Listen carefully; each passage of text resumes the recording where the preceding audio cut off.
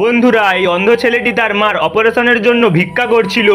এই আরবপতি যে জানতো না যে এই ছেলেটি তার নিজেরই সন্তান, সে তাকে কিছু টাকা দিয়ে সাহায্য করে। পরের মুহূর্তে এই টাগলা মানুষটি এই ছেলেটিকে মেরে ফেলতে চেয়েছিল, তাই সে তাকে জলে ডুবিয়ে রাখছিল। ছেলেটি ব্যথায় ছটফট করছিল, তবুও টাকলা লোকটির মনে তার জন্য কোনো দয়া জন্মাচ্ছিল না। ছেলেটি নিজেকে বাঁচানোর জন্য অনেক চেষ্টা করছিল, কিন্তু তার শরীরে ততটা শক্তি ছিল না যে সে টাকলা মানুষটিকে আঘাত করতে পারে।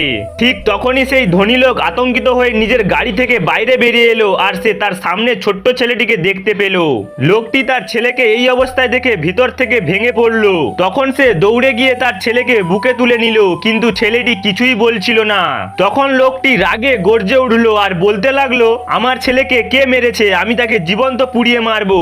তখন লোকটি তার ছেলেকে নিয়ে দাঁড়িয়ে পড়লো, কিন্তু ছেলেটির দাদিমা তার নাতির জন্য খুব কাঁদছিল।